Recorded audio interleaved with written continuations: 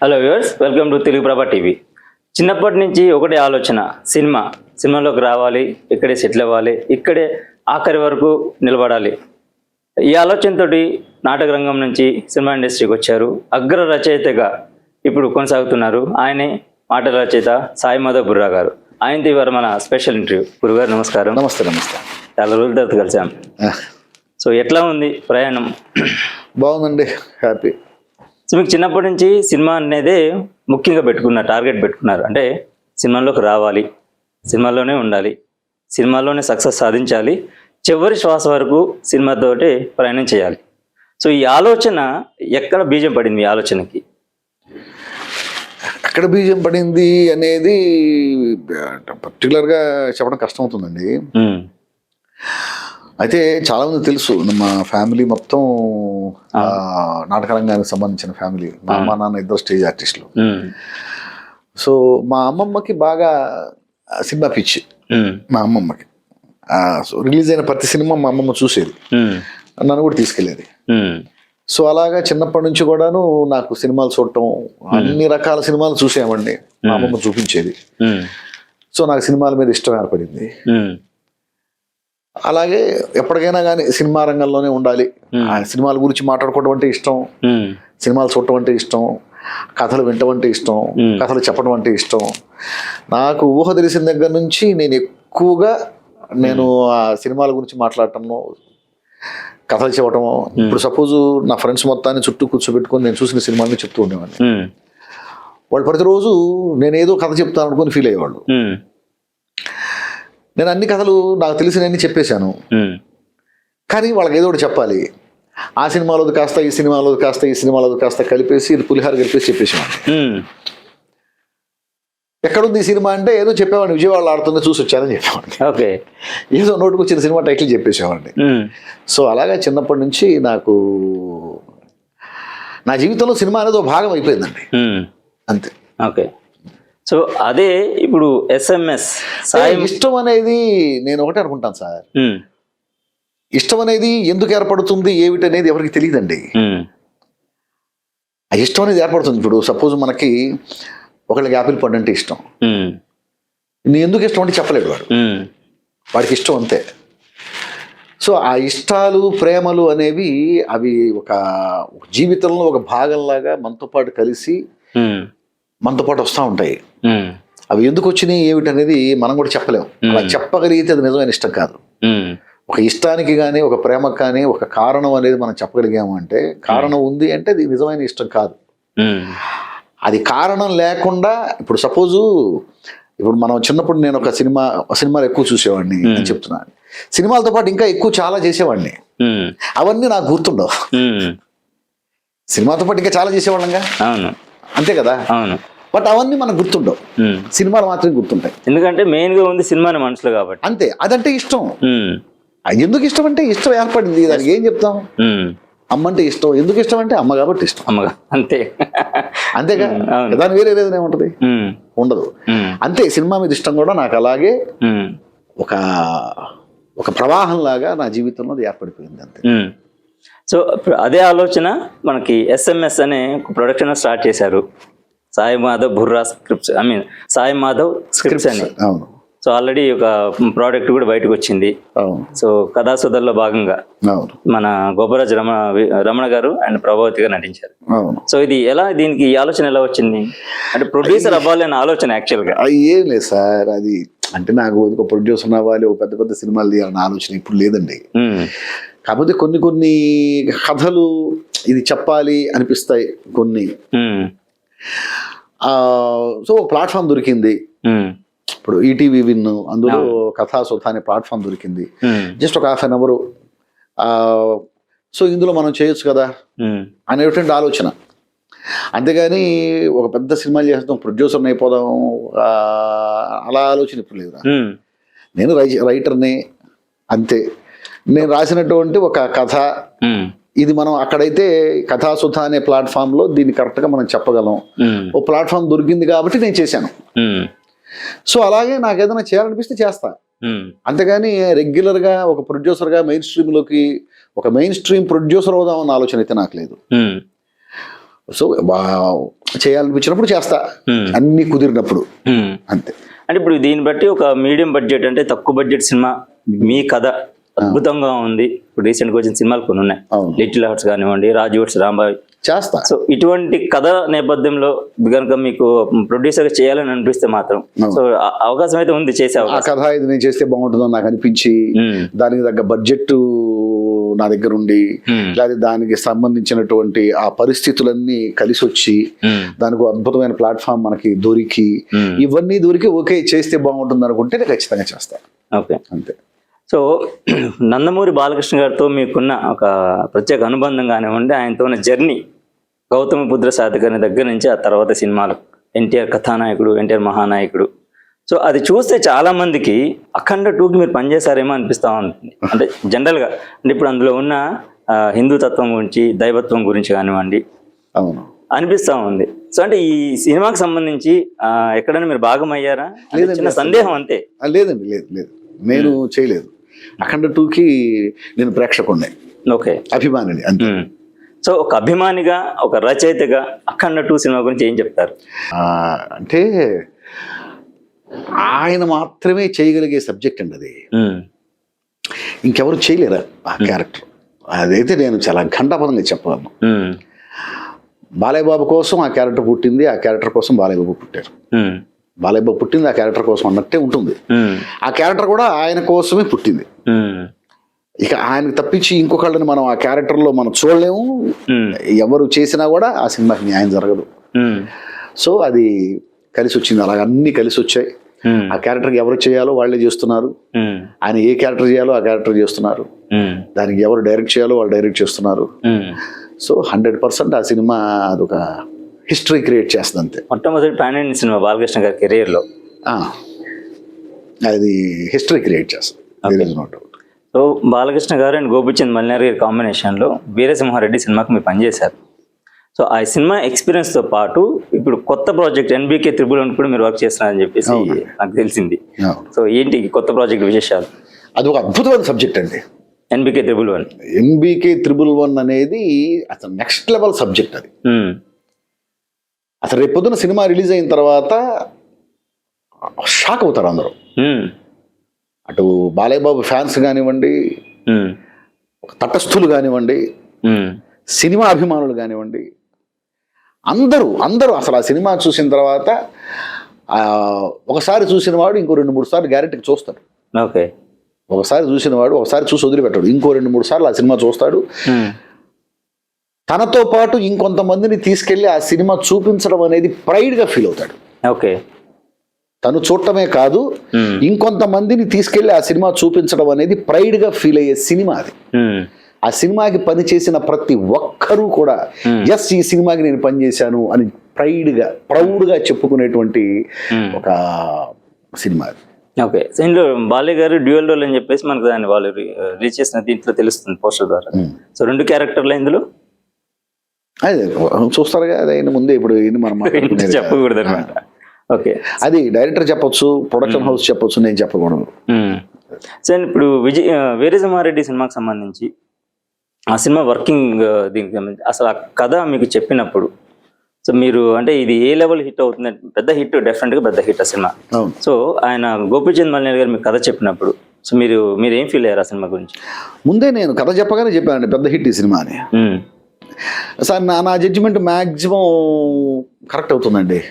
నా తెలిసిన ఇప్పటిదాకా నా జడ్జిమెంట్, నేను ఫ్లాప్ సినిమాలకు పనిచేశానేమో తప్ప ఫ్లాప్ సినిమాలు కూడా పనిచేశాను నేను, సమస్య లేదు.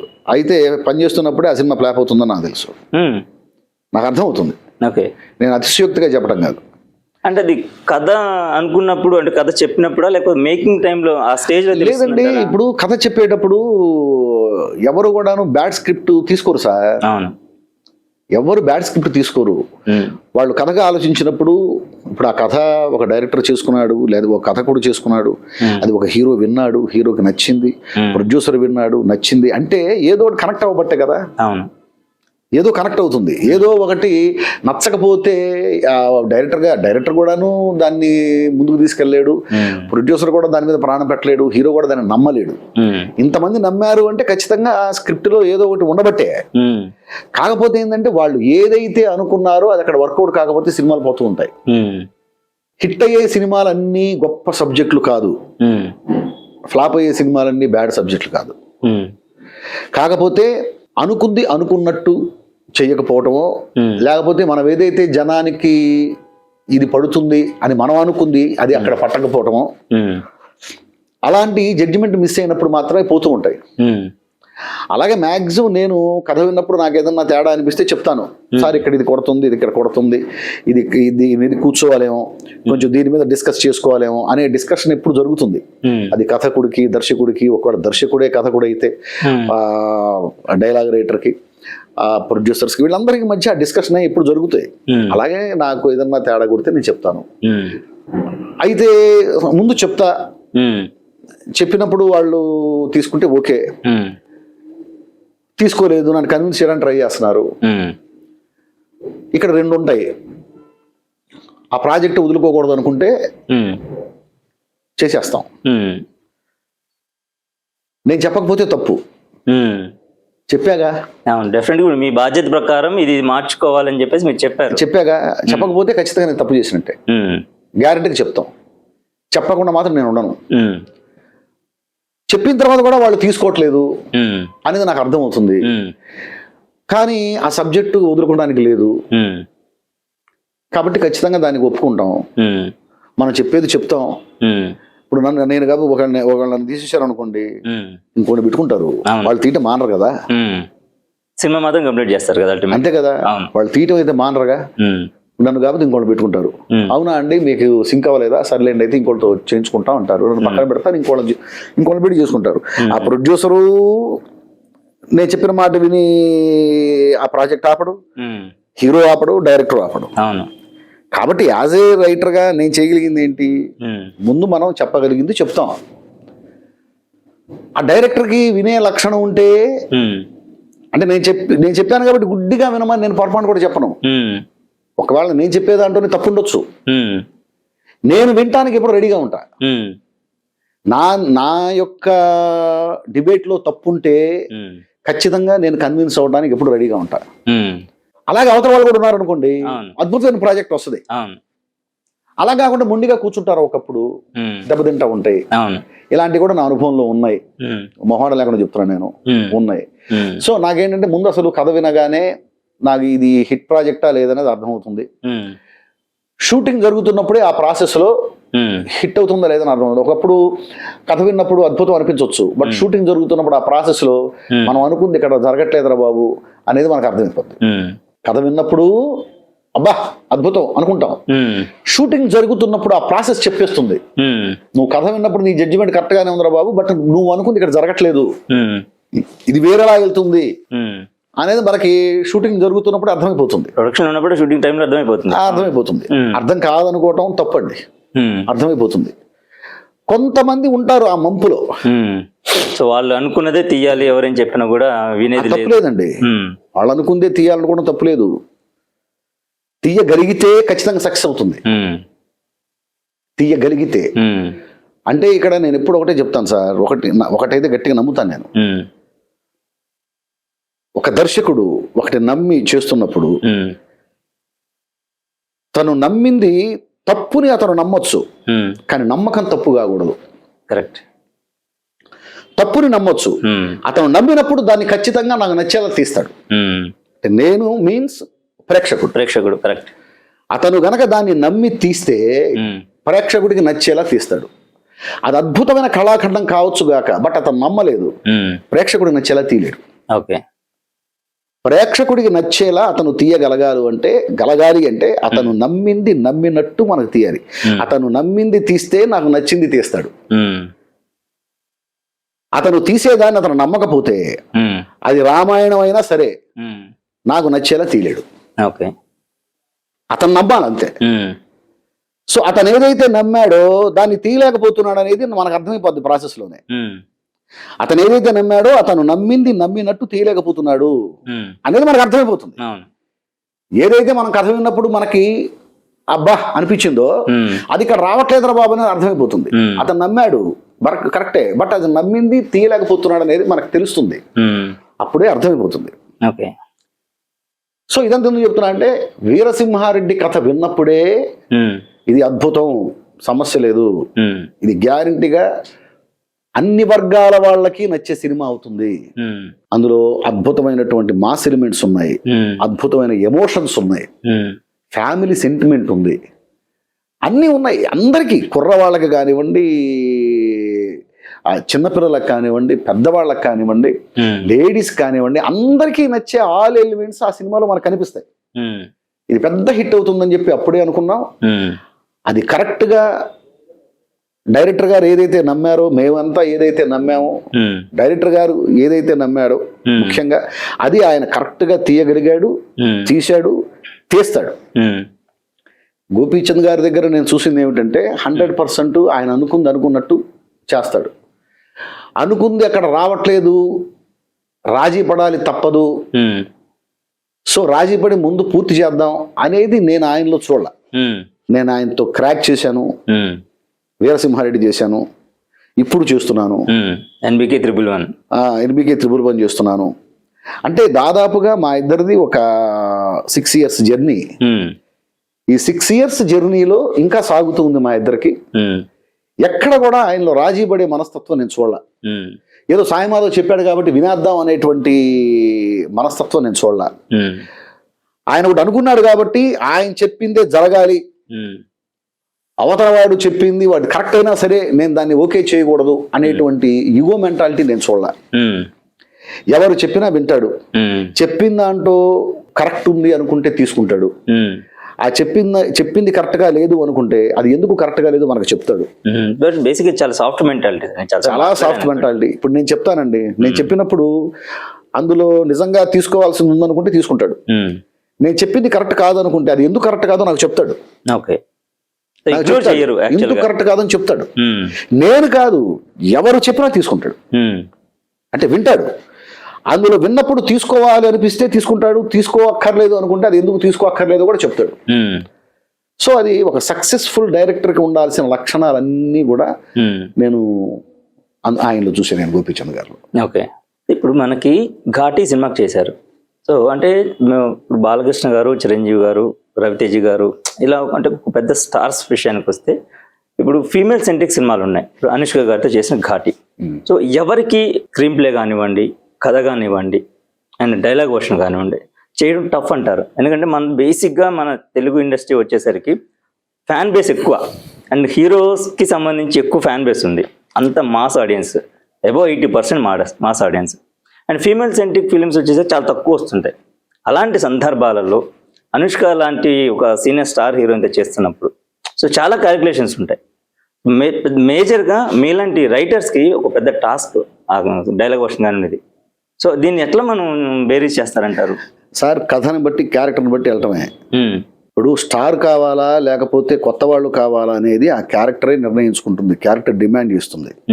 ఆ క్యారెక్టరు స్టార్ హీరోని డిమాండ్ చేస్తే డైరెక్టర్ స్టార్ హీరోని పెడతాడు, ఆ క్యారెక్టర్ న్యూ కమర్ని డిమాండ్ చేస్తే న్యూ కమర్ని పెడతాడు. ఏదైనా కానీ ఆ క్యారెక్టర్ చెప్తుంది, నాకు స్టార్ హీరో కావాలి, నాకు డిప్యూటెంట్ కావాలి, నాకు ఒక స్టార్ హీరోయిన్ కావాలి, లేదు నాకు ఒక కొత్త అమ్మాయి కావాలి అని క్యారెక్టర్ చెప్తుంది. సో ఆ క్యారెక్టర్ చెప్పిన దాన్ని బట్టి, క్యారెక్టర్ డిమాండ్ చేసిన దాన్ని బట్టి డైరెక్టర్ సెలక్షన్ ఉంటుంది. సో మనం కూడా ఆ క్యారెక్టర్ని బట్టి రాయటమే. ఓకే. ఇప్పుడు స్టార్ హీరోని కావాలనుకున్న క్యారెక్టర్ ఉందనుకోండి, ఖచ్చితంగా స్టార్ హీరోకి తగ్గట్టే మనం రాస్తాంగా. ఇప్పుడు ఆ క్యారెక్టర్ కొత్తవాడిని కోరుకుంది, స్టార్ హీరోని పెట్టరు, పెడితే తప్పు. ఇప్పుడు కొత్త వాళ్ళు చేయాల్సిన క్యారెక్టర్ స్టార్ హీరో చేశాడు అనుకోండి, మనం ఎంత బాగా రాసినా కూడా జనం చూడరు అది. లేదు స్టార్ హీరో చేయాల్సిన క్యారెక్టర్ కొత్తవాడు చేశాడు అనుకోండి, కొత్తవాడు వాడు వచ్చేసి 20 మందిని కొడతా ఉంటే మీరు చూస్తారా? ఇంపాసిబుల్, చూడరు కదా. ఎట్లా కొడతాడు వీడిని అడుగుతారా లేదా? గ్యారంటీగా పక్కా అంతే కదా, పాసిబుల్ కాదు కదా అనేసి ఆటోమేటిక్ మాట్లాడు. అంతే కదా. స్టార్ హీరో అనుకోండి కొడతాడు 20 మందిని కాబట్టి 200 మందిని కొడతాడు, మనం చూస్తాం. కొత్తవాడు ఇప్పుడే వచ్చాడు, ఇప్పుడు ఆ కుర్రాడు కూడా 200 మందిని కొడతాడు అనుకోండి, వాడు కొట్టగానే వాడు రౌడీ ఆ గాల్లో ఎగిరిగేసి అక్కడ ఫ్రీజ్ అయిపోయాడు, కింద ఇంకోటి కొట్టేదా అక్కడ కింద పడ్డాడు, ఈయన కొట్టిన తర్వాత వాడు కింద పడతాడు, వాడు కింద పడగానే ఈ వెళ్ళి ఫ్రీజ్ అవుతాడు. ఇది కొత్తవాడు చేశాడు అనుకోండి, మనం చూస్తామా? చూడం కదా, చాలా ఇంపాసిబుల్ అంటాం. సో ఆ క్యారెక్టర్ కోరికని బట్టే అక్కడ స్టారా లేదు కొత్తవాడా అనేది ఉంటుంది. సో మనం కూడా డైరెక్టర్ ఎలా అయితే ఆ క్యారెక్టర్ని ఫాలో అవుతాడో పనిచేసే వాళ్ళందరూ క్యారెక్టర్ని ఫాలో అవ్వాలి, అంతే. ఓకే, ఇప్పుడు కల్కి రాశారు సార్, బ్రహ్మాండమైన సినిమా, మంచి కలెక్షన్స్, భారీ హిట్. ఇప్పుడు అది సీక్వెల్ జరుగుతుంది. సో సీక్వెల్కి సాయి మాధవ్ బుర్రా గారు రైటర్ చేస్తున్నారా? సీక్వెల్ ప్రాజెక్ట్ మీరు ఉన్నారు ఖచ్చితంగా. ఓకే, సో అయితే ఇక్కడ ఇంట్రెస్టింగ్ క్వశ్చన్ ఏంటంటే, పార్ట్ 1లో దీపిక పడుకునే ఉన్నారు. సో ఆవిడని ఇప్పుడు కొన్ని అనివార్య కారణాల వల్ల ప్రాజెక్ట్ నుంచి తప్పించారు. సో ఈ క్యారెక్టర్ సీక్వెల్స్ ఎలా ట్రావెల్ చేస్తుంది అంటే, సేమ్ ఉంటుందా క్యారెక్టర్ కంటిన్యూషన్? అది తెలియదండి, తెలీదు. ఓకే, అది డైరెక్టర్ గారితో కూర్చోవాలి. ఓకే, అసలు నాకు ఇంకా ఆ విషయాలన్నీ ఆ దీపికా పడుకునే లేదు అనేది కూడా నేను సోషల్ మీడియాలో చూసి ఓహో లేదుగా అనుకుంటున్నా తప్ప ఓకే, దాని గురించి మా దగ్గర ఇప్పుడు డిస్కషన్ రాలేదు. దాని గురించి కథ గురించి ఆల్రెడీ అనుకున్నారు. కథ ఒకటి ఒక ఇలా ఉంటే బాగుంటుంది, ఇలా ఉంటే బాగుంటుంది అని చెప్పేసి ఒక డ్రాఫ్ట్ అయితే ఆల్రెడీ ఉంది అని చెప్పారు. బట్ అది కూర్చోవాలన్నారు, ఇంకా మనం కూర్చోవాలా. ఓకే, సో కల్కి సంబంధించి ఇంకా పార్ట్ 2కి సంబంధించి ఇంకా స్క్రిప్ట్ డిస్కషన్లోనే ఉంది సినిమాకి సంబంధించి. అంటే వాళ్ళు డైరెక్టర్ గారు అయితే చాలా క్లియర్గా ఉన్నారండి. అది నాకు చెప్పే టైం వచ్చినప్పుడు చెప్తారు. ఓకే, మీరు హిందీ ప్రాజెక్ట్ ఒకటి చేస్తున్నట్టు తెలిసింది సార్ నాకు, నిజమేనా అది ప్రాజెక్ట్? మీరు అంటే ఆ సినిమాకి డైలాగ్ వర్షన్ అంటే తెలుగు వర్షన్ రాస్తే హిందీలో ట్రాన్స్లేట్ చేసి, అవునా, జాట్ వచ్చింది కదా. అచ్చా, ఓకే, అదే ప్రాజెక్ట్ కంప్లీట్ అయిపోయింది. జాట్ అది ఆల్రెడీ వచ్చింది కదా. ఓకే, అంటే కొత్త ప్రాజెక్ట్ ఏం కాదు అది, ఇప్పుడు అప్కమింగ్ ఆల్రెడీ వచ్చింది. అదే మళ్ళీ గోపిచంద్ గారి డైరెక్షన్ దానికి. అవును, సనీ డియోల్. అవును, నేను తెలుగులో రాస్తే దాన్ని హిందీలో ట్రాన్స్లేట్ చేశారు. ఓకే, సో కొత్త ప్రాజెక్ట్ అని నాకు అనిపించింది. కొత్తవి కూడా ఉన్నాయండి, 2 ఉన్నాయి. ఓకే, ఉన్నాయి, డిస్కషన్ జరుగుతూ ఉన్నాయి. ఓకే, అది ఎవరు ఏంటి ఏమైనా ఇంటి ఇవ్వగలరా? అది అంత ఫైనల్ అయిన తర్వాత అప్పుడు మనం మాట్లాడుకుంటే బాగుంటుంది కదా. సో ఇప్పుడు మెగాస్టార్ గారిని ఆయన సినిమాలని చేశారు మీరు. చెప్పాలంటే ఇప్పుడు అన్ని జోనర్స్ సినిమాలు చేశారు. ఇప్పుడు నాకు తెలిసి మీరు చేసిన ఒక 15-20 మూవీస్, బిలో 20 మూవీస్ ఉంటాయి, ఆల్మోస్ట్ 30 దాకా ఉన్నాయి. సో వీటిలో అన్ని జోనర్స్ టచ్ చేశారు మీరు. మీకు బాగా ఎమోషనల్ గా అనిపించే జోనరు అండ్ స్టోరీస్ బేసిక్ ఏంటి సార్ మీకు? ఎమోషన్ అనేది ప్రతి జోనర్ లో ఉంటుందండి. అసలు ఎమోషన్ లేని జోనరే ఉండదు. ఎమోషన్ లేని జీవితం ఎలాగైతే ఉండదో, ఎమోషన్ లేని జానర్ కూడా అలాగే ఉండదు. స్క్రీన్ ప్లేలో ఎమోషన్ ఉండకపోవచ్చు, అవి దెబ్బతింటా ఉంటాయి. స్క్రీన్ ప్లేలో ఎమోషన్ లేకుండా చేయొచ్చు, అది ఏ జానర్ అయినా కానీ. స్క్రీన్ ప్లేలో ఎమోషన్ ఉంటే సినిమా ఆడుతుంది, స్క్రీన్ ప్లేలో ఎమోషన్ లేకపోతే సినిమా ఆడదు. అంతేగాని ఎమోషన్ లేని జోనర్ అంటూ నాకు తెలిసినంత ఏది ఉండదు. ఆఖరికి మీరు ఒక స్పై సినిమా తీసుకున్నా కూడా అందులో ఎమోషన్ లేకపోతే జనానికి కనెక్ట్ అవుతుంది. ఓకే, గేమ్ చేంజర్ చాలా ఎక్స్పెక్టేషన్తో వచ్చింది సినిమా యాక్చువల్గా. సో అందరికీ భారీ ఎక్స్పెక్టేషన్స్ ఉన్నాయి. అంటే శంకర్ గారి గత సినిమాల రిజల్ట్ పక్కన పెట్టేస్తే, అండ్ పర్టికులర్ మీరు జాయిన్ అయిన తర్వాత ఆ ప్రాజెక్ట్కి, సో మీరు డైలాగ్ రైటర్ అని చెప్పి తెలిసిన తర్వాత ఆ ఎక్స్పెక్టేషన్స్ కూడా ఇంకా ఎక్కువ ఉన్నవి.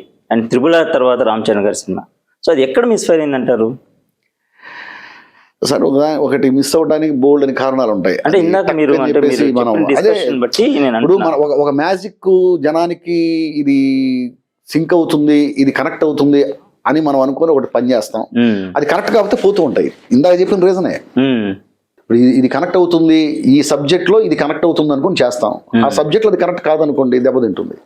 అది ఎందుకు కనెక్ట్ కాలేదు ఏమిటనేది అది ఒక పెద్ద సబ్జెక్టు. అది జస్ట్ ఒక 2 లైన్లో 3 లైన్లో చెప్పేది కాదు. అది దాని మీదే ఒక ఇంటర్వ్యూ పెడితే అప్పుడు మనం దాని గురించి క్లియర్ గా మాట్లాడుకోవచ్చు. ఓకే, సో ఇప్పుడు ఇప్పటి వరకు చేసిన సినిమాలకు సంబంధించి బాగా మీరు టఫ్గా ఫీల్ అయిన సీన్ అంటే డైలాగ్ వర్షన్ చేసే దానికి బాగా టఫ్గా ఫీల్ అయ్యి చాలా టైం తీసుకున్న సీన్ ఏ సినిమాకి సంబంధించి? టైం తీసుకుంది అయితే మహానటి. ఓకే, మహానటి బాగా టైం తీసుకుంది. అంటే అదేంటంటేనండి, ఇప్పుడు ఒక సీన్ రాసి అది పూర్తయిన తర్వాత మళ్ళీ ఇంకో సీన్ రాయాలంటే ఈ సీన్ నుంచి బయటకు రావాలి కదా. అవును, ఈ సీన్ నుంచి బయటకు రావడానికి నాకు మళ్ళీ 2-3 రోజులు పట్టేది. ఓకే, ఈ సీన్ పూర్తవడానికి నాకు 3 రోజులు పట్టింది అనుకోండి, ఆ సీన్లో నుంచి బయటికి రావడానికి 1 వారం రోజులు పట్టేది. మళ్ళీ ఇంకో సీన్ రాయాలంటే ఇందులో నుంచి బయటికి రావాలి కదా, రాలేకపోయాం. సీన్ తో మీరు జర్నీ చేశారు యాక్చువల్ గా అయితే. అంతే. అంటే అందులో ఆ క్యారెక్టర్స్ తో జర్నీ చేయటం, ఆ మానసికంగా రాస్తూ ఉంటే చాలాసార్లు రాస్తున్నప్పుడే ఆ పేపర్స్ మీద నా కన్నీళ్లు పడిపోయి తడిచిపోయేది. ఓకే. అలాంటి ఎక్స్పీరియన్స్ నాకు మహానటి ఇచ్చింది. సో మహానటి బాగా టైం తీసుకుంది. సో మహానటి కథ మీకు ఆయన చెప్పిన తర్వాత రెఫరెన్సెస్ కోసం జనరల్ గా మీరు రీసెర్చ్ చేస్తుంటారు ఖచ్చితంగా. అంటే కొన్ని సినిమాలు ఆయనే చేశారు, నేనేం చేయలేదు. ఓకే.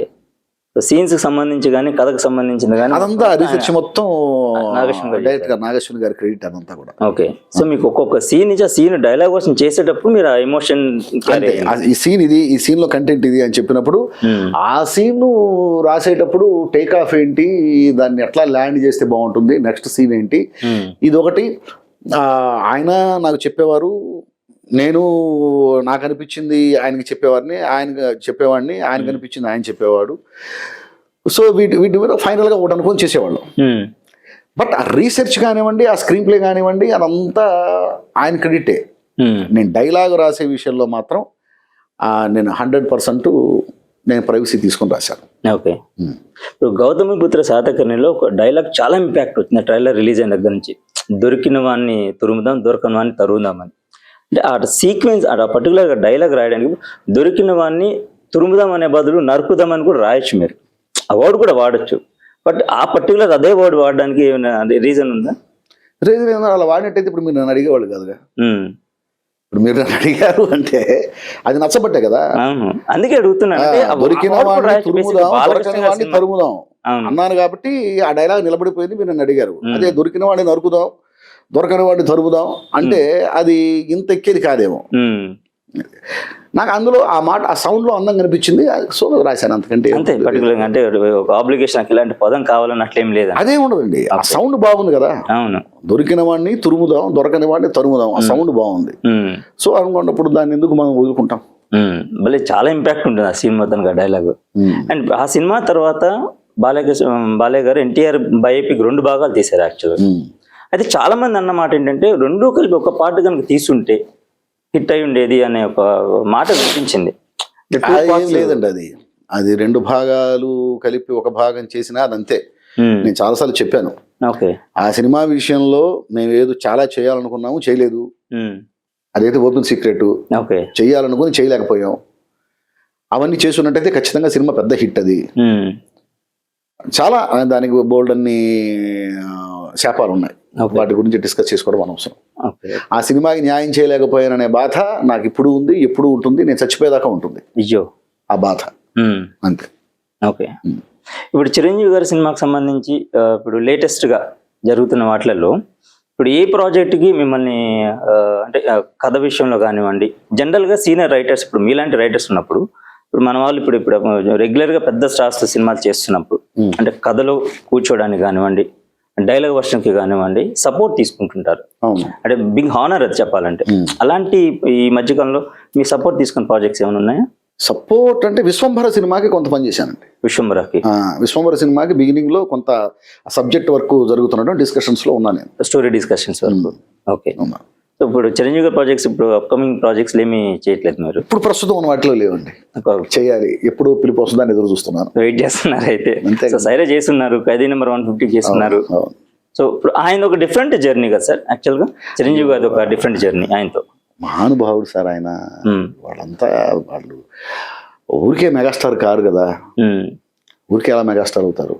మహానుభావుడు అంతే. ఆయనతో ఇప్పుడు చిరంజీవి గారి సినిమాలు, బాలకృష్ణ గారి సినిమాలు చూసి ఇక్కడ దాకా వచ్చాము. సో వాళ్ళ సినిమాలు మనల్ని తయారు చేసినాయి. సో మళ్ళీ వాళ్ళ సినిమాలకు ఇక్కడికి వచ్చాక పని చేస్తున్నాము అనేటువంటి ఫీలే ఒక అద్భుతం. రైటర్స్కి వాళ్ళు ఇచ్చేటువంటి గౌరవం కానీ, చిరంజీవి గారు కానీ, బాలయ్య బాబు కానీ, రైటర్స్కి వాళ్ళు ఇచ్చే గౌరవం నిజంగా ఇండస్ట్రీలో ఉన్న మిగిలిన వాళ్ళందరూ చూసి నేర్చుకోవాలి. రైటర్స్కి, డైరెక్టర్స్కి వాళ్ళు ఇచ్చేటువంటి గౌరవం, ముఖ్యంగా ఆ క్యారెక్టర్స్ కోసం వాళ్ళు పెట్టే ప్రాణం. ఇప్పుడు కూడా వాళ్ళు జస్ట్ ఇప్పుడు ఇదే ఫస్ట్ సినిమా కామాలు అనేలాగా కష్టపడతారు. కష్టపడకపోయినా కూడా అడిగే వాళ్ళు ఎవరు లేరు, అయినా కష్టపడతారు. చిరంజీవి గారు నేను చూశాను సైరాలో అసలు డూప్ పెడితే ఆయన ఒప్పుకునేవాడు కాదు. కష్టపడి కన్విన్స్ చేసి పెట్టేవాళ్ళు, కష్టపడి కన్విన్స్ చేసేవాళ్ళు. ఎందుకు నేను చేస్తా కదా అనేది ఉంటుంది ఆయనకి. కానీ ఏంటంటే వీళ్ళు కష్టపడి అట్లా కాదు ఇట్లా కాదు, అసలు ఆయనకి తెలియకుండా చేసిన సందర్భాలు కూడా ఉన్నాయి. ఆయనకి తెలియకుండా, తెలిస్తే డూప్ పెడితే ఒప్పుకోరని చెప్పి తెలియకుండా, అంటే ఆ ఫైట్స్లో వాటిల్లో తప్పనిసరి పరిస్థితుల్లో పెట్టాల్సి వచ్చిన సందర్భాల్లో ఆయనకి తెలియకుండా పెట్టిన సందర్భాలు కూడా ఉన్నాయి. అంటే అంత డెడికేషను ఆయనకి. ఏదన్నా ఒక మంచి డైలాగ్ రాసాము అనగానే నిజంగా ఆయన అప్రిషియేట్ చేసేటువంటి విధానం వేరు. ఆ ఖైదీ నెంబర్ 150 డైలాగ్ చదువుతున్నప్పుడైతే ఆయన కళ్ళల్లో గ్లిట్టర్ చూశాను నేను. చాలా బాగా రాశారండి, చాలా అద్భుతంగా రాశారు అని చెప్పి నన్ను హక్ చేసుకున్నారు చిరంజీవి గారు. నిజంగా ఆయన మర్చిపోలేనండి. ఇక బాలయ్య బాబు డైలాగు, అద్భుతమైన డైలాగ్ వచ్చింది అంటే ఆయన ఎంత ఆనందపడిపోతాడంటే, ఒక ఇప్పుడు కూడా రైటరు, ఇప్పుడు కూడా ఆయన కవి గారు అని పిలుస్తారు ఆయన, బాలయ్య బాబు కవి గారు అంట అన్నప్పుడు మనకు వచ్చేటువంటి ఆ పాజిటివ్ వైబ్రేషన్స్ వేరు, ఎనర్జీ లెవెల్స్ వేరు, అసలు డిఫరెంట్ ఎనర్జీ లెవెల్స్ వేరు కదా. సో ఇప్పుడు చాలా మంది డిస్కషన్లో కూర్చుంటాం కదా సార్. ఇప్పుడు పెద్దగా అనుభవం లేని హీరోలతోనూ నేను కూర్చున్నాను. చిరంజీవి గారు, బాలయ్య బాబు లాంటి తెలుగు సినిమాకి 2 కళ్ళు లాంటి వాళ్ళు, వాళ్ళతో కూర్చున్నాను. వాళ్ళు కొన్ని వేల కథలు వినుంటారు కదా, వాళ్ళతో కూర్చున్నాను. పెద్దగా అనుభవం లేని వాళ్ళతో కూర్చున్నాను. అనుభవం లేని వాళ్ళు కూడా మనం చెప్పింది వినడానికి కూడా ఇష్టపడని సందర్భాలు కూడా ఉన్నాయి. మాకు తెలుసు, మీరు వినండి ఓకే అని మనల్ని కట్ చేసేటువంటి వాళ్ళు కూడా ఉన్నారు. అలా కాకుండా మనం చెప్తున్నప్పుడు ఏదో చెప్తున్నాడు సాయి, అసలు అతను ఏం చెప్తున్నాడో విందాం అని చెప్పి పూర్తిగా ముందు మనల్ని చెప్పనిచ్చి విని అందులో నిజంగా తీసుకోవాల్సింది ఉంటే కరెక్ట్, సాయి గారు చెప్పింది బాగుంది, దాని గురించి ఆలోచించండి అంటాం. లేదు మనం చెప్పిన దాంట్లో కరెక్ట్ గా పాయింట్ సింక్ అవ్వకపోతే, సాయి గారు ఇది కాదండి, మీరు చెప్పింది బాగానే ఉంది కానీ ఇందులో ఈ ప్రాబ్లమ్స్ ఉన్నాయని మనం చెప్పినటువంటి వాటిల్లో మనకు కూడా తెలియని విషయాలు మనకి చెప్పి మనల్ని ఎడ్యుకేట్ చేసేటువంటి హీరోలు వాళ్ళు. వాళ్ళతో కూర్చుంటే మనం ఎడ్యుకేట్ అవుతాం. కొంతమందితో కూర్చుంటే నిజంగా మనకు వచ్చా లేదా అని మనకే డౌట్ వచ్చేస్తుంది. మనకు తెలుసా లేదా అని మనకే డౌట్ వచ్చే డిస్కషన్స్ జరుగుతాయి కొంతమంది దగ్గర. కానీ చిరంజీవి గారి దగ్గర కానీ, బాలయ్య బాబు దగ్గర కానీ అస్సలు పొరపాటును కూడా చక్కగా మన దగ్గర ఏముందో అది తీసుకుంటారు. మన దగ్గర ఏదైనా లేదనుకుంటే అది మనకి వచ్చేలాగా చేస్తారు, మనల్ని ఎడ్యుకేట్ చేస్తారు. వాళ్ళ సీనియారిటీ మనకు ఉపయోగపడుతుంది. వాళ్ళకి కథ చెప్తున్నా, డైలాగ్ నేరేషన్ ఇస్తున్నా, వాళ్ళతో కూర్చొని మాట్లాడుతున్నా ఒక యూనివర్సిటీలో కూర్చున్నట్టు ఉంటుంది. ఆ భాగ్యం నాకు కలిగింది. అండ్ ఇప్పుడు మీరు డైలాగ్స్ రాసినప్పుడు నాకు తెలిసినంత మటుకి చిరంజీవి గారు కానివ్వండి, బాలకృష్ణ గారు కానివ్వండి, మీరు డైలాగ్స్ చదివి చెప్తున్నప్పుడు వాళ్ళిద్దరు బాగా ఎంజాయ్ చేస్తారు అనుకుంటాను. నేనే కాదు సార్, ఎవరు చెప్పినా సరే అది బాగుంటే వాళ్ళు ఎంజాయ్ చేస్తారు, బాగపోతే బాగాలేదని చెప్తారు. అది మనం వాళ్ళ దగ్గర వాళ్ళతో కలిసి పని చేస్తున్నాము అంటే మనం పని నేర్చుకుంటున్నాం అని అర్థం. అంటే ఒకటే గుర్తుపెట్టుకోండి, వాళ్ళతో కలిసి పని చేస్తున్నాము అంటే పని నేర్చుకుంటున్నాం అని అర్థం. ఎప్పుడు మనం నేర్చుకోవాల్సింది ఏదో ఒకటి ఉంటుంది కదా, డెఫినెట్ గా ఉంటుంది. ఇవాళ ఉంటుంది, రేపు ఉంటుంది, ఎల్లుండే ఉంటుంది. మనం నేర్చుకోవాల్సింది ఏదో ఒకటి ఉంటుంది, మనకు తెలియాల్సింది ఏదో ఒకటి ఉంటుంది. వాళ్ళతో పని చేస్తున్నప్పుడు అవన్నీ తెలుస్తూ ఉంటాయి. అదే సో బేసిక్గా ఇప్పుడు మన ఇంటర్వ్యూ మొత్తంలో నాకు అర్థమైంది ఏంటంటే మీరు బాగా ఎమోషనల్ పర్సన్. అంటే ఒక సీన్ కానివ్వండి, పర్సన్ కానివ్వండి, కనెక్ట్ అయితే మాత్రం ఒక ఎమోషనల్ జర్నీ ఇంటర్నల్ గా మరి బయటికి ఎలా ఉన్నా కూడా ఇంటర్నల్ ఒక ఎమోషనల్ జర్నీ అయితే అనిపిస్తుంది. అంటే సహజంగా రైటర్స్ అందరూ ఎమోషనల్ గానే ఉంటారండి. నాట్ ఓన్లీ రైటర్స్, నాకు తెలిసినంత వరకు కళాకారులందరూ ఎమోషనల్ గానే ఉంటారు. కొంతమంది ఎమోషన్ బయటికి కనిపించకుండా ఉండొచ్చు, దాచేస్తూ ఉండొచ్చు. కొంతమంది బయటికి కనిపించవచ్చు. కానీ ఎమోషనల్ గా లేకుండా కళాకారుల కార్యం నేను అనుకుంటూ ఉంటాను. సో ఇదే ఎమోషన్ తో నేను క్రియేటివ్ డిఫరెన్సెస్ తో నేను ఈ ప్రాజెక్ట్ చెయ్యలేను, నన్ను వదిలిపెట్టేని, ఈ ప్రాజెక్ట్ నేను సెట్ అవ్వను అని, అంటే ఇప్పుడు ఇందాక మీరు చెప్పిన దాంట్లో అంటే కొంతమందికి మనం చెప్తే తీసుకోలేరు, వినలేరు అని. సో అలాంటి సందర్భంలో మీకు బాగా బాధ కలిగించి బయటకు వచ్చేసిన ప్రాజెక్ట్ ఏదైనా ఉన్నాయి? బోల్డ్ ఉన్నాయి. బిగినింగ్ లో ఉన్నాయి, కెరీర్ బిగినింగ్ లో ఉన్నాయి. ఓకే. తర్వాత కొంచెం కాస్త దాన్ని ఏమంటారు లౌక్యం అర్థమైంది. ఓకే, అంటే మీకు లౌక్యం అలవాటు అయింది. అంతే ఓకే, సో రిజెక్ట్ చేయకుండా ఒక జర్నీ చేస్తే ఆటోమేటిక్గా మనం ముందుకు సాగొచ్చు అన్న అంతే అంతే అంతే అంటే ఇప్పుడు బాగాలేదని చెప్పడానికి కూడా ఒక పద్ధతి ఉంటుంది కదండి. ఇప్పుడు నా కథ చెప్పారు, ఏం సార్ ఈ కథ ఆడదండి ఇది అంటే అసలు చెల్లిపోతాడు ఆయన. అంటే ఏం చేస్తారు వాళ్ళు, అవునా అండి సరే మళ్ళీ కలుద్దాం అంటారు. అవును, కథ మొత్తం విని సార్ బాగుంది సార్ కథ, చాలా బాగా మంచి కథ తయారు చేశారు, ఆ పాయింట్ చాలా బాగుంది, ముందు అందులో బాగున్నాయి ఏంటో చెప్పి ఆ తర్వాత సో ఇన్ని ఉన్నాయి అందులో 2-3 చోట్ల ఎక్కడో నాకు కొడుతుందండి, దాని మీద మళ్ళీ కూర్చుంటే బాగుంటుందేమో మనం ఒక 2 అన్నాం అనుకోండి. అయ్యో కూర్చుందాం సార్, ఎప్పుడు కూర్చుందాం చెప్పండి, మీరు రేపు కూర్చుందాం, ఎల్లుండి కూర్చుందాం, మీరు ఎప్పుడు ఖాళీనా చెప్పండి, కూర్చుందాం భలే వాళ్ళనే, మీ కథ ఓకే కదా మనం కూర్చుందాం అంటారు మీరు. అంటే ముందు ఏ కథలో కూడా ప్లస్లు లేకుండా అన్ని మైనస్లే ఉండవు, అలాగే మైనస్లు లేకుండా అన్ని ప్లస్లే ఉండవు. ప్రతి కథలోనూ మైనస్లు ఉంటాయి, ప్లస్లు ఉంటాయి. అవును, కొన్ని కథల్లో ప్లస్లు ఎక్కువ ఉంటాయి, కొన్ని కథల్లో మైనస్లు ఎక్కువ ఉంటాయి, అంతే కదా. డెఫినెట్ గా అంతే. సో మైనస్లు ఎక్కువ ఉన్నాయి అనుకోండి, చెప్పే విధానం వేరే ఉంటుంది, ప్లస్లు ఎక్కువ ఉన్నాయి అనుకోండి, చెప్పే విధానం వేరే ఉంటుంది. ఏదైనా కానీ ముందు ప్లస్లు చెప్పాలి, ముందు ప్లస్లు చెప్పి ఆ కథలో ఉన్న ప్లస్లు ఏంటో ముందు చెప్పి ఆ ప్లస్లు ఎంత బాగున్నాయో చెప్పి ఎందుకు బాగున్నాయో చెప్పి ఆ తర్వాత మైనస్లు ఏంటో డిస్కస్ చేస్తే మీరు వింటారు. అవును, అసలు ఆ ప్లస్ల గురించి చెప్పకుండా మైనస్ల గురించే చెప్పి ఏంటి కదా అంటే ఎందుకు వింటారు? అంతే కదా, అంతే కదా, డెఫినెట్ గా అంతే. సో అలాగా బిగినింగ్ లో కొన్ని పోయినాయి, ఆ తర్వాత కాస్త మనకు లౌక్యం తెలిసి ఇట్లా కాదురా బాబు ఇట్లా వెళ్ళాలని చెప్పేసి జీవితం నేర్పించింది. ఓకే, అండ్ ఇప్పుడు రాజమౌళి గారితో అసలు RRR ప్రాజెక్ట్ మీకు వస్తుంది అనేది అసలు మీరు ఊహించి ఉంటారు, నేను అనుకోండి, నాకు తెలిసినంత మటుకు. ఎందుకంటే మగధీర కానివ్వండి, విక్రమార్క కానివ్వండి, ఎం రత్నం గారు రాశాడు డైలాగ్ వర్షన్ అంతా. ఏం రత్నం గారు కాదండి, ఎం రత్నం గారు ఎం రత్నం గారు రాశారు. సో RRR మీ దగ్గరికి వచ్చి కథ మీకు మీ దాకా వచ్చినప్పుడు, అంటే విజేంద్ర ప్రసాద్ గారు కానివ్వండి, రాజమౌళి గారు కథ చెప్పిన తర్వాత, సో ఇద్దరు హీరోలను బ్యాలెన్స్ చేస్తూ రాయాలి. పర్టికులర్ రాజమౌళి గారు ప్రతిదీ చాలా పక్కగా ఉంటారు. సో ఆ ప్రాజెక్ట్ జరిగిన రోజులు, సో మీ జర్నీ. సార్ రాజమౌళి గారితో పనిచేయడం అనేది చాలా హాయిగా ఉంటుంది. కారణం ఏంటంటే ఆయన చాలా క్లారిటీ ఉంటాడు. ఎప్పుడు కూడా క్లారిటీ లేని డైరెక్టర్ దగ్గర పనిచేయడం కష్టం. ఆ డైరెక్టర్కే క్లారిటీ లేకపోతే మనం ఏం పని చేస్తాం?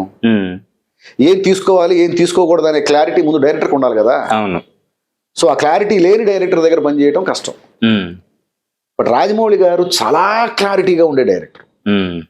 ఆ క్లారిటీనే ఆయన ఈ రోజున ప్రపంచం గర్వించే స్థాయికి తీసుకొచ్చింది. ఆయనకి ఏం కావాలో ఆయనకు బాగా తెలుసు. ఇప్పుడు ఇద్దరు స్టార్ హీరోల్ని బ్యాలెన్స్ చేయాలన్నారు. ఆయన కథ చేసుకున్న విధానంలోనే ఆ బ్యాలెన్స్ ఉంది, మనం కష్టపడాల్సిన అవసరం లేదు. ఓకే, అంతే కదా. ఆయన కథ చేసుకున్న విధానంలోనే ఆ బ్యాలెన్స్ ఉంది, ఆ స్క్రిప్ట్లలోనే ఆ బ్యాలెన్స్ ఉంది, కథలోనే ఆ బ్యాలెన్స్ ఉంది. మనం కష్టపడేది ఏమో డైలాగ్ రైట్నే కదా, అంతే కదా. సో ఆయనకి ఎక్కడ ఎంత డైలాగ్ కావాలో తెలుసు.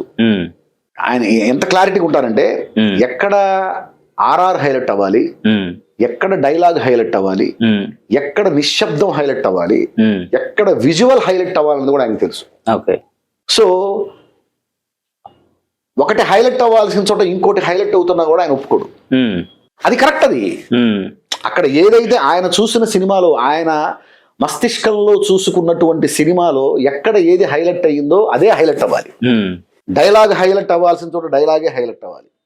డైలాగ్ హైలైట్ అవ్వాల్సిన చోట ఇంకోటి ఏదో హైలైట్ అవుతుంటే లేదు, అక్కడ డైలాగ్ హైలైట్ అవ్వాలి. అలా హైలైట్ అయ్యే డైలాగ్ వచ్చేదాకా ఆయన ఇక్కడ డైలాగ్ ఇంకా కాదండి, ఇంకా కావాలి, ఇంకా కావాలి, ఇంకా కావాలి. ఇక్కడ జస్ట్ నాకు మ్యాటర్ పాస్ అయితే చాలు. ఇక్కడ మీరు గొప్ప డైలాగ్ రాయాల్సిన అవసరం లేదు. ఇక్కడ నాకు మ్యాటర్ పాస్ అయితే చాలు. ఇక్కడ ఖచ్చితంగా అద్భుతమైన డైలాగ్ కావాలి. ఇక్కడ అసలు ఏమి రాయొద్దు, జస్ట్ నాకు ఆ విజువల్ ఒకటి హైలైట్ అవ్వాలి. అక్కడ ఇంత క్లారిటీగా ఉంటాడు ఆయన. సో అంత క్లారిటీగా ఉండే డైరెక్టర్ దగ్గర పనిచేయడం చాలా తేలిక కదండి. చాలా హాయిగా పనిచేశాను ఆయన దగ్గర. ఎలా పనిచేయాలో కూడా ఆయన దగ్గర చాలా నేర్చుకున్నాను నేను. అంటే ఎన్ని వర్షన్స్ రాశారంటే డైలాగ్ వర్షన్ ఒకటే వర్షన్ అంతే. RRR మొత్తం మీద ఒకటే వర్షన్. ఓకే. అంతే. సో జనరల్గా ఏమనుకుంటారంటే ఒక చిన్న సినిమాకు కూడా ఒక 2 వర్షన్స్ 3 వర్షన్స్ బెటర్మెంట్ కోసం అని చెప్పి చేస్తూ ఉంటారు. సో రాజమౌళి గారి సినిమా నేను ఒక వెర్షన్ లోనే ఫైనల్ వెర్షన్ ఇవ్వగలిగాను అంటే ఆ క్రెడిట్ అంతా కూడా రాజమౌళి గారిది. ఎందుకంటే ఆయన ఇచ్చిన క్లారిటీ వల్లే నేను రాయగలిగాను. ఒక్కటే ఒక వెర్షన్ లో అంతే. ఆయన ఇచ్చిన క్లారిటీ అంత బాగుంది, అంత క్లారిటీ. ఆయన నాకు ఇచ్చిన ట్రీట్మెంట్ అంత క్లియర్ గా ఉంది. ఆయన నాకు ఇచ్చిన ట్రీట్మెంట్ అంత క్లియర్ గా ఉంది కాబట్టి నేను ఒక వెర్షన్లోనే ఫైనల్ ఇవ్వగలిగాను అంతే. నంబర్ ఆఫ్ వర్షన్స్ రాసినా కూడా సాటిస్ఫాక్షన్ లేకుండా ఉన్న స్క్రిప్ట్ ఫైనల్గా ఒక 5 వర్షన్ 6 వర్షన్లు ఇట్లాంటి స్క్రిప్ట్ ఏదైనా చేశారా సార్ ఇప్పటి వరకు మీరు? సహజం సార్, అవన్నీ జరుగుతూనే ఉంటాయి అవన్నీ. అండ్ పలానా చోట జరిగింది, పలానా చోట ఏంటంటే ఇది ఆ ఫ్లోలో జరుగుతూ ఉంటాయి. అలా జరగంది ఏది అంటే చెప్పగలుగుతాం, కానీ అలా జరిగింది ఏది అంటే చెప్పలేము, ఎందుకంటే ప్రతిదీ జరుగుతూనే ఉంటాయి అలాగా. ఓకే. సో కృషి గారితో మీకు ఉన్న ఒక స్పెషల్ బాండింగ్ అంటే సినిమా పరంగా కానివ్వండి, పర్సనల్ గా కూడా. ఈ రోజు నేను ఇక్కడ కూర్చున్నాను, మీరు నన్ను ఇంటర్వ్యూ చేస్తున్నారంటే దానికి కారణం కృషి గారు. ఆయన లేకపోతే నేను లేను. నన్ను తీసుకొచ్చి ఇక్కడ కూర్చోబెట్టింది ఆయన. నాలో ఉన్నటువంటి ఆ టాలెంట్ని గుర్తించి నాకు సినిమా ఇచ్చింది ఆయన. సీరియల్ రాస్తున్న వాడిని తీసుకొచ్చి మీరు చాలా బాగా రాస్తున్నారు, మీరు సీరియల్ కాదు మీరు సినిమా రాయాల్సిన వాళ్ళు, మీరు రండి మనం సినిమా చేద్దామని చెప్పి నాకు సినిమా ఇచ్చింది ఆయన. సినిమా ఇచ్చి వదిలేదు ఆయన. ప్రతి సినిమా నేనే రాస్తున్నాను, ఇప్పుడు కూడా నేనే రాస్తున్నాను. సో నాలో ఒక మంచి రచయిత ఉన్నాడు అని గుర్తించడం ఒకటి, ఆ మంచి రచయితని ఎలాగ బయటికి తీసుకురావాలో అలా తీసుకురావడం ఒకటి. అంటే మనలో విద్వత్తు ఉంటే సరిపోదండి, దాన్ని వాడుకునే విధానం కూడా ఒకటి ఉంటుంది. ఇప్పుడు ఒక్కొక్క డైరెక్టర్ ఒక్కొక్కలాగా మనల్ని మన దగ్గర ఉన్న వర్క్ తీసుకుంటారు. ఒక డైరెక్టర్ తీసుకున్నట్టు ఇంకో డైరెక్టర్ తీసుకోకపోవచ్చు, అంతే కదా. ఇప్పుడు మన దగ్గర ఉంటుందండి. ఇప్పుడు అంటే నేను గర్వంగా చెప్పడం కాదు, కానీ ఇప్పుడు సపోజ్ మనం ఒక నది దగ్గరికి చెంబు తీసుకెళ్తే చెంబు నీళ్లు తీసుకొస్తాం, బిందె తీసుకెళ్తే బిందె నీళ్ళు తీసుకొస్తాం, అంతే కదా. సో విద్వత్ అనేది నది లాంటిది. అది సాయిమాధవకు ఉంటే కాదు, అందరికి ఎవరికి ఉన్నా సరే మీలో ఉన్న విద్వత్తు మీలో ఉన్న నది లాంటిది. అలాగే ఆయనలో ఉన్న విద్వత్తు ఆయనలో ఉన్న నది లాంటిది. అలాగే ఎవరిలో ఉన్న విద్వత్తు వారిలో ఉన్న నదితో సమానం. సో ఒక్కొక్క డైరెక్టరు మన దగ్గర తీసుకునే పని ఒకలాగా ఉంటుంది, ఇంకో డైరెక్టర్ తీసుకునే ఒకలాగా ఉంటుంది. కృష్ణ గారు నా దగ్గర నుంచి ఎలా తీసుకోవాలో కృష్ణ గారికి తెలిసినంతగా ఎవరికి తెలియదు. ఓకే. ఇప్పుడు నేను ఒక డైలాగ్ ఉందనుకోండి, నాకు నచ్చకపోతే నేను ఎప్పుడు కూడా నేను డైరెక్టర్ దగ్గర తీసుకెళ్ళను. ముందు నాకు నచ్చేదాకా నేను రాసుకుంటాను, నాకు నచ్చేదాకా నేను రాసుకొని అది నాకు నచ్చిన తర్వాతే తీసుకెళ్ళి వినిపిస్తాను. అఫ్ కోర్స్ అది వాళ్ళకి నచ్చవచ్చు నచ్చకపోవచ్చు. ఇది కాదండి నాకు ఇంకోలా కావాలి అని చెప్తారు. చెప్పినప్పుడు మళ్ళీ రాస్తాను, మళ్ళీ వాళ్ళు చెప్పినట్టుగా నాకు నచ్చేలాగానే రాస్తాను. వాళ్ళు చెప్పినట్టుగా రాస్తూ నాకు నచ్చిన తర్వాతే తీసుకెళ్ళి వినిపిస్తా. అలాగా చివరికి వచ్చేది ఏదైతే ఉందో అది డైరెక్టర్కి నాకు ఇద్దరికి నచ్చేది బయటకు వస్తుంది, ఫైనల్ గా నచ్చేది బయటకు వస్తుంది, ఇద్దరికి నచ్చేది బయటకు వస్తుంది. ఎక్కడైనా జరిగేది అదే. సరే బయటకు వచ్చిన తర్వాత కూడా దాన్ని కరెక్ట్ గా లొకేషన్ లో యూజ్ చేసిన సందర్భాలు ఉంటాయి. లొకేషన్కి వెళ్ళగానే అది యూజ్ చేయకుండా ఆ డైలాగ్ వేరే రకంగా మారిపోయిన సందర్భాలు ఉంటాయి. అది వేరే సబ్జెక్ట్ అది. బట్ నాకు నచ్చినట్టు నాకు నచ్చేదాకా రాసి నాకు నచ్చింది తీసుకెళ్లి కృషి గారికి ఇచ్చిన తర్వాత కూడా కృషి గారు అది చూసి ఇంతేనా నేను ఇంకా బాగా రాయగలనా ఆయనకి తెలుసు. సాయి గారు ఇది బాగుంది కానీ ఇంకా బాగా రాయగలరు, బాగుంది దీని యాజ్ ఇట్ ఈజ్ నేను పెట్టగలను కానీ నేను పెట్టను, ఇంకా బెటర్ గా వస్తుంది మీ దగ్గర నుంచి నాకు ఇంకా వస్తుంది, ట్రై చేయండి అని ఇచ్చిన సందర్భాలు బోల్డ్ ఉన్నాయి. ఓకే. అలాగా ఆయన నా దగ్గర నుంచి వర్క్ తీసుకున్నాడు కాబట్టే నా వర్క్ నిలబడింది, కనబడింది, నన్ను నిలబెట్టింది. కృష్ణవంద జగద్గురులో ఒక డైలాగ్ ఉంటుంది, కోట శ్రీనివాస్ గారు చెప్పే డైలాగ్, కళకి డిఫరెన్స్ చెప్పారు మీరు అక్కడ. అవును. ఆ 2 పదాలను ఉపయోగించి చాలా డెప్త్ ఉన్న ఇన్ఫర్మేషన్. అంటే నాటక రంగం నుంచి వచ్చిన వాళ్ళు దానికి సంబంధించిన ఉన్న ఒక డెప్త్ సీన్ లో వచ్చింది. సో ఆ డైలాగ్ అంత పర్ఫెక్ట్ గా రాయడానికి అంటే ఇన్స్పిరేషన్ ఏదైనా ఉందా సార్ బిఫోర్? ఇన్స్పిరేషన్ ఆ సబ్జెక్టే ఇన్స్పిరేషన్ అండి, ఆ సీనే ఇన్స్పిరేషన్. ఎప్పుడు మనం డైలాగ్ రాయడానికి మనకి ఇన్స్పిరేషన్ సీనే ఇస్తుంది, సీన్ తప్పించి ఇంకోటే ఇవ్వదు. అయితే పర్టికులర్గా ఆ డైలాగ్ దగ్గర నేను ఆ డైలాగ్ రాస్తున్నప్పుడు అంటే ఎలా ఉంటుందంటే సార్, మనం కొన్ని సినిమాలు చూస్తాం, సినిమాలు చూసినప్పుడు ఆ డైలాగ్స్ లోపల మనలో ఉండిపోతాయి. ఆ తర్వాత ఆ డైలాగ్ ఆ సినిమాలో ఉందన్న విషయం కూడా మర్చిపోతాం. అవును, మర్చిపోతాం. మర్చిపోయి అది మన డైలాగుగా మన వొకాబులరీలో బయటకు వస్తుంది. అలాగా నేను ఆ డైలాగ్ రాసేటప్పుడు నాకు విపరీతంగా పేరు వచ్చింది. నేను నిజంగా ఆ డైలాగ్ రాసేటప్పుడు నాకు ఆ సీన్లో ఉన్న సమస్య, ఆ సీన్లో ఉన్న సంఘర్షణ తప్ప నాకు వేరే ఏమీ గుర్తులేదు. అయితే నాకు తెలియకుండానే నాలో ఆ డైలాగ్ ఎప్పటి నుంచో ఉందన్న విషయం నా తర్వాత తెలిసింది. యాక్చువల్గా అది నరసింహనాయుడు సినిమాలో గురువుగారు పరుచూరు బ్రదర్స్ ఆ కంటెంట్తో డైలాగ్ రాశారు. నేను ఈ సినిమాకి రాస్తున్నప్పుడు గుర్తులేదు అది, కానీ అప్పటికే చాలాసార్లు చూశాను అది. నాకు నరసింహనాయుడు అనగానే కత్తులతో కాదురా కంటి చూపుతో టక్కన గుర్తుంటుంది, కానీ అందులో ఈ డైలాగ్ ఉన్నది నాకు గుర్తులేదు. కానీ ఎక్కడో లోపల ఒక ఆ లేయర్ లో ఉండిపోతుంది అది. ఆ ఉండిపోయి అలా వచ్చేసిందేమో. ఆ తర్వాత చూసినప్పుడు అర్రే ఇదే కదా నేను రాసింది కూడా అనిపించింది నాకు. నా తర్వాత మళ్ళీ నరసింహనాయుడు సినిమా చూసినప్పుడు అందులో ఇలాంటి డైలాగే ఉంది. హీరోయిన్ తో ఉన్న సీన్ ఉన్నప్పుడు అర్రే ఇదే కదా అంటే యాజ్ ఇట్ ఈస్ గా ఇలా ఉండదు, బట్ కంటెంట్ అదే ఉంటుంది. కంటెంట్ అదే. సో అలాగే మనకు తెలియకుండానే పడతా ఉంటాయి. కానీ అక్కడికంటే కూడా ఇక్కడ బాగా హైలైట్ అయింది, కనెక్ట్ అయింది. అండ్ అందులో రాసింది మీరు, నాటక రంగం అనుభవం ఉన్నవాళ్ళు, ప్లస్ కోట శ్రీనివాసరావు గారు, ఆయన ఆ స్టేజ్ నుంచి వచ్చిన వారే. సో అది ఓవరాల్ గా అవుట్పుట్ చాలా ఎక్స్ట్రాడినరీగా వచ్చింది. అండ్ ఒక స్టార్ హీరో చెప్తే ఆ ఇంపాక్ట్ ఉంటుందో లేదో తెలియదు, కానీ కోట శ్రీనివాసరావు గారి మాటల ద్వారాగా థియేటర్ లో క్లాప్స్ పడ్డాయి ఆ డైలాగ్.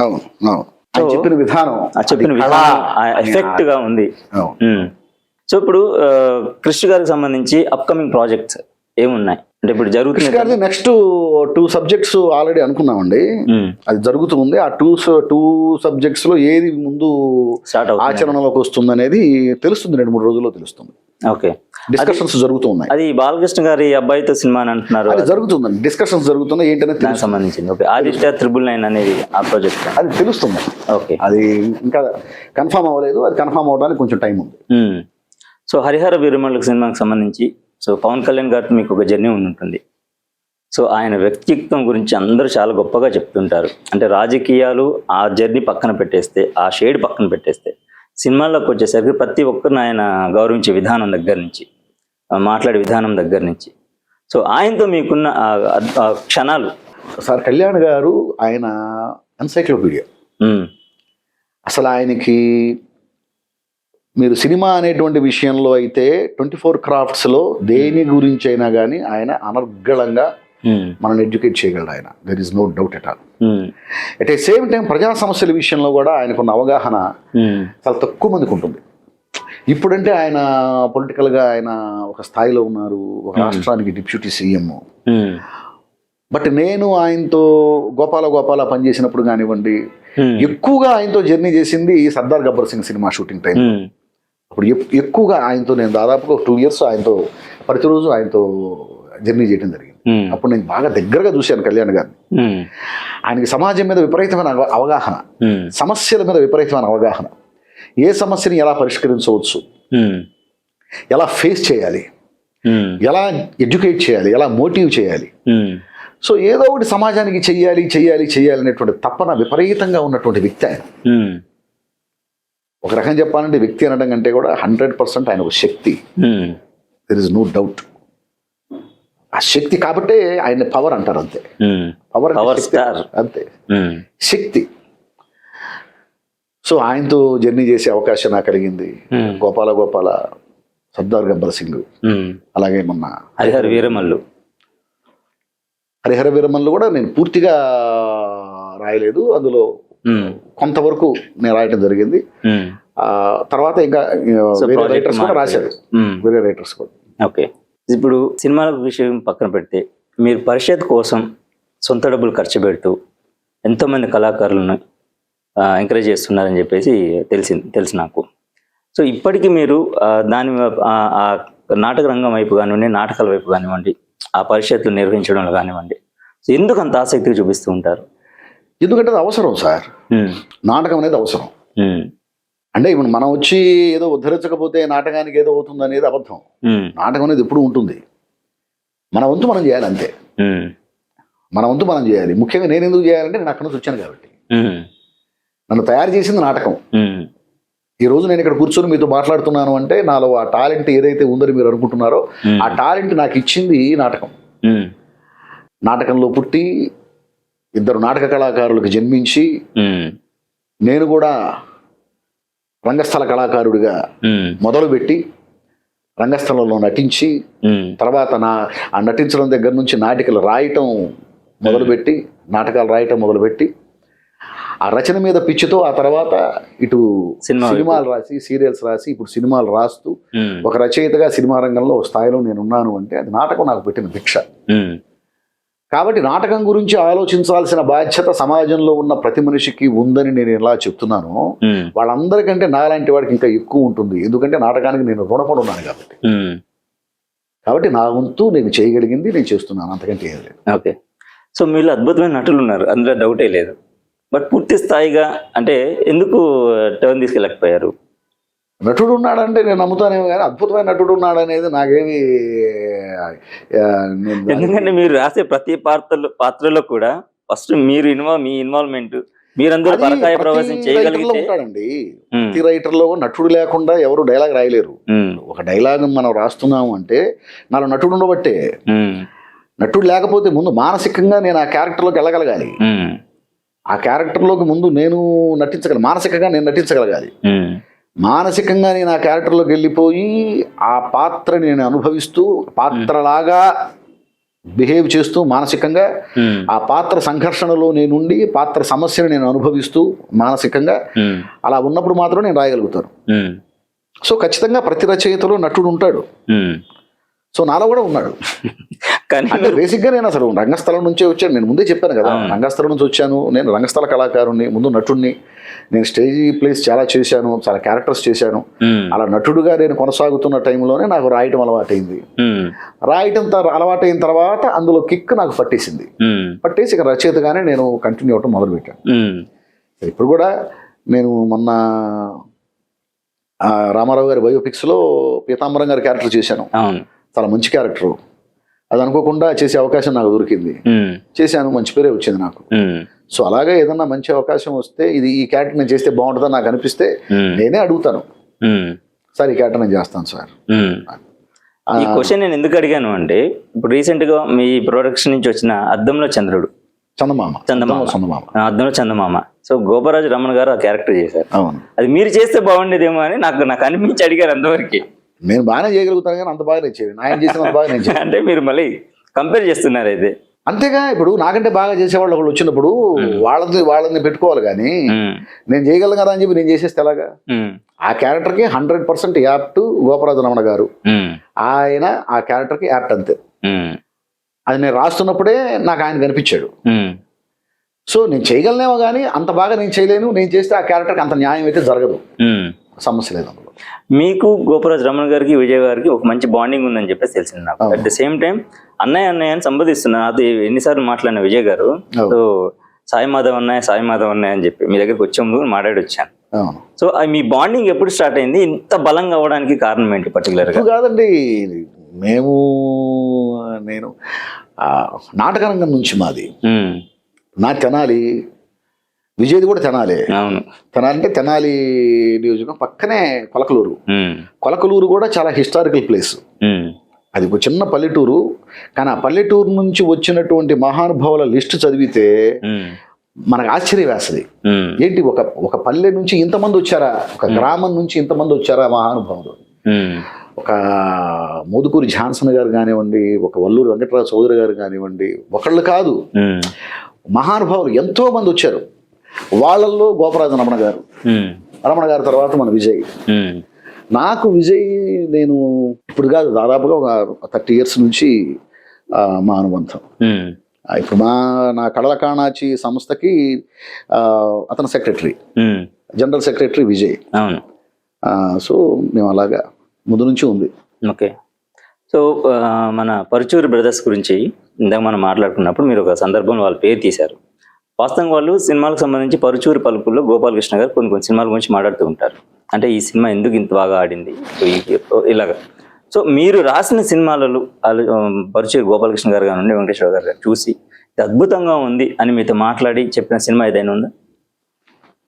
సహజంగా ఎప్పుడు కలిసినప్పుడల్లా పలానా సినిమాలో పలానా డైలాగ్ బాగుంది, బాగా రాసావు, ఇది బాగా రాసావు అని సహజంగా చెప్తూనే ఉంటారు. ప్రతి సినిమా గురించి కలిసినప్పుడల్లా జరుగుతూనే ఉంటాయి ఆ డిస్కషన్స్ సహజంగా. అంటే పర్టికులర్గా పలానా సినిమా అంటే నేను అప్పుడప్పుడు ఖాళీగా ఉన్నప్పుడు గురువుగారు చూస్తూ ఉంటాను. నేను రెగ్యులర్గా చూసే టైం దొరకదు. అప్పుడప్పుడు కొంచెం టైం దొరికింది అన్నప్పుడు ఖచ్చితంగా ఫాలో అవుతూ ఉంటాను నేను.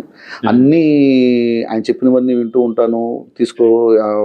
ప్రతిదీ కూడా మనం ఎడ్యుకేట్ అవ్వడానికి సంబంధించినటువంటి ఒక అద్భుతమైన అవి యూట్యూబ్ ప్రోగ్రామ్స్ అవి. అవును.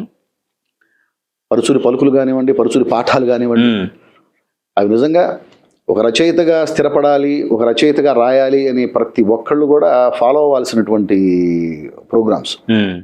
నేను కూడా ఫాలో అవుతూ ఉంటా, తెలుసుకుంటూ ఉంటా, నేర్చుకుంటూ ఉంటా.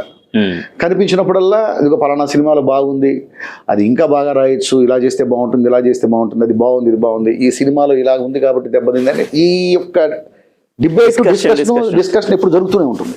ఓకే, అది సహజం. అండ్ జై హనుమాన్ ప్రాజెక్ట్ సో మీరు చేస్తున్నారు, సో అది ఎలా ఉండబోతుంది? సో దానికి సంబంధించి విషయాలు ఖచ్చితంగా బాగుంటుందండి. ఆ పార్ట్ 1 కంటే బాగుంటుంది. పార్ట్ 1 కంటే బాగుంటుంది. పార్ట్ 1 కంటే బాగుంటుంది. ఓకే, 100%. ఇప్పుడు పార్ట్ 1లో ఆంజనేయ స్వామి క్లైమాక్స్లో వచ్చాడు. అసలు ఆయనే హీరో అయితే ఎలా ఉంటుంది అన్న థాట్ నుంచి పార్ట్ 2 మొదలైంది. ఓకే, ఖచ్చితంగా నెక్స్ట్ లెవెల్లో ఉంటుంది సినిమా. సో ఓవరాల్గా ఇప్పుడు అప్కమింగ్ ప్రాజెక్ట్స్ సాయి మాధవ్ బుర్రా గారి దగ్గర నుంచి ఒక రైటర్గా, డైలాగ్ రైటర్గా ఎన్ని సినిమాలు రాబోతున్నాయి ప్రొడక్షన్ నుంచి? 6 మూవీస్ ఉన్నాయి.